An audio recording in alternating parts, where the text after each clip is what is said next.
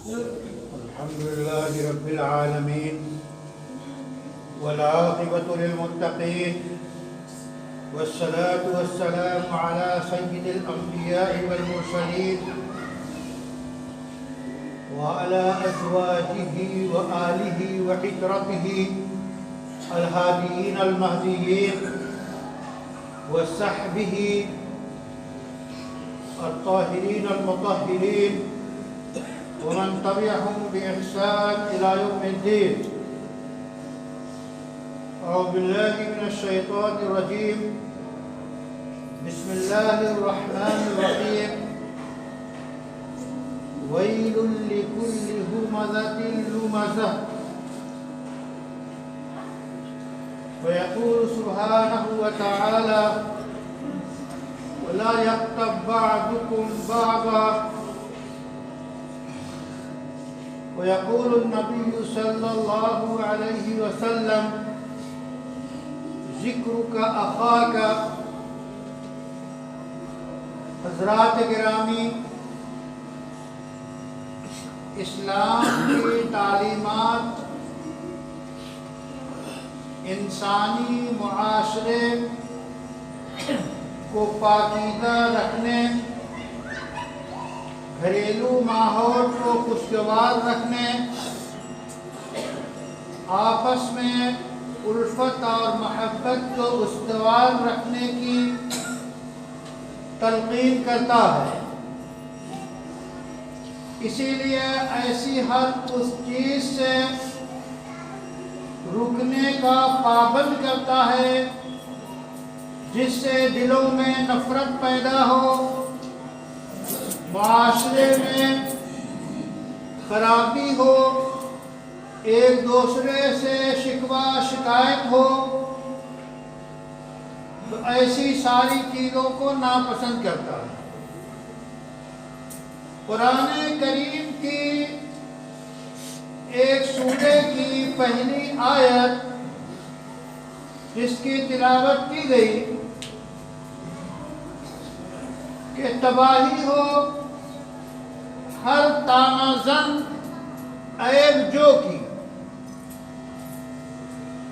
قرآن نے ہومزہ اور لومزہ دو لفظ استعمال کیے ہیں۔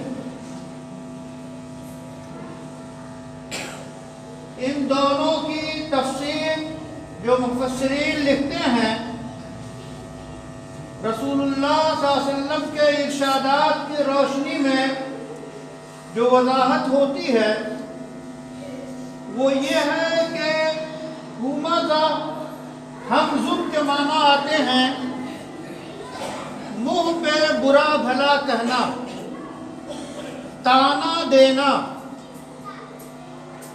ایک انسان دوسرے انسان کو آمنے سامنے مجلس میں برا بھلا کہے، طعنے دے اور ایسے الفاظ کہے جو ناخوشگوار ہوں اور وہ تیر کی طرح اس کے دل میں پیوست ہوتے ہوں، ایسے شخص کو طعنہ دینے والا، منہ پہ برائی کرنے والا کہتے ہیں۔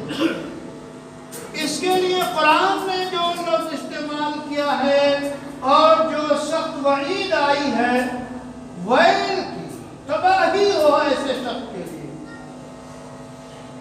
خرابی ہو، تباہی ہو، ہلاکت ہو ایسے شخص کی جو بالکل مجلس میں بیٹھ کے آمنے سامنے منہ پہ طعنے دیتا ہو، لوگوں کو رسوا کرتا ہو، لوگوں کی برائیاں بیان کرتا ہو۔ تو یہ طعنہ دینے والا اور برائی بیان کرنے والے کا قرآن کہتا ہے کہ تباہی ہو ایسے شخص۔ اور جب اللہ کی طرف سے تباہی مقدر ہو جائے، تباہی کے الفاظ آئیں، تو ایسے انسان کا کیا ٹھکانہ اور کہاں ٹھکانہ؟ ایک تو یہ لفظ ہوا اور ایک یہ عیب ہوا۔ ہمارے سماج میں یہ عیب بھی پایا جاتا ہے۔ جہاں ذرا سی بات ہوئی، ایک آدمی دوسرے آدمی کو برا بھلا کہنا شروع کر دیتا ہے اور ایسے ایسے الفاظ کا استعمال کرتا ہے کہ وہ لوگ جو ان الفاظ سے واقف نہیں ہیں ان کی سماعت سے جب یہ الفاظ ٹکراتے ہیں تو سمع خراشی ہوتی ہے اور ان کے دل جو ہے مقدر ہوتے ہیں، طبیعت کے اندر انقباض پیدا ہو جاتا ہے۔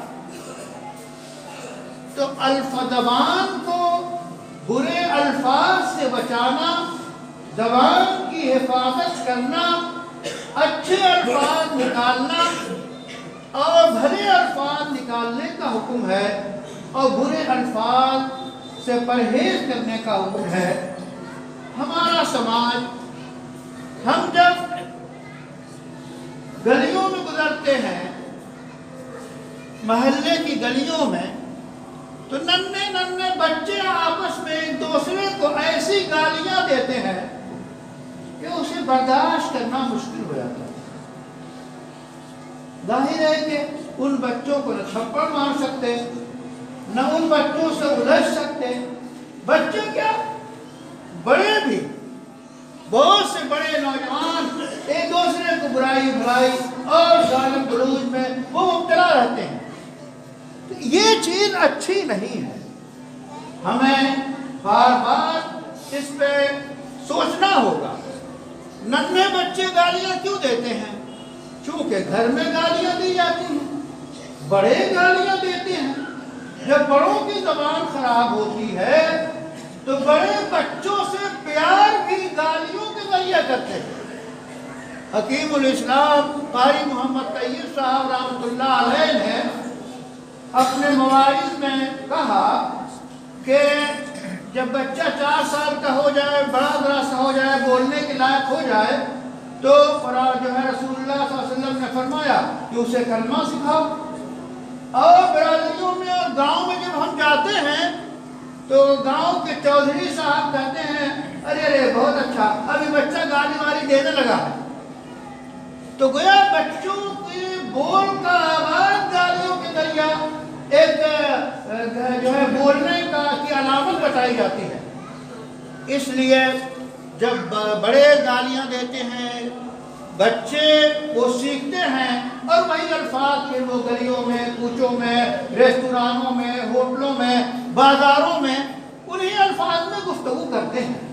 تو ہمیں یہ چاہیے کہ ہم خود اپنی زبان پہ کنٹرول کریں، ہم اپنے بچوں کو ادب سکھائیں، ہم اپنے بچوں کو اچھے الفاظ سکھائیں، ہم اپنے بچوں سے جو بری گالیوں سے بچائیں۔ سب سے پہلے خود اپنی زبان پکڑیں اور خود بچیں، تو بچے بھی اچھی زبان کا استعمال کریں گے۔ تو یہ جو ہے ہومازہ، تانا دینے والا، آمنے سامنے جو ہے وہ برا بھلا کہنے والا، عیب نکالنے والا۔ اور دوسری چیز ہے لومازہ۔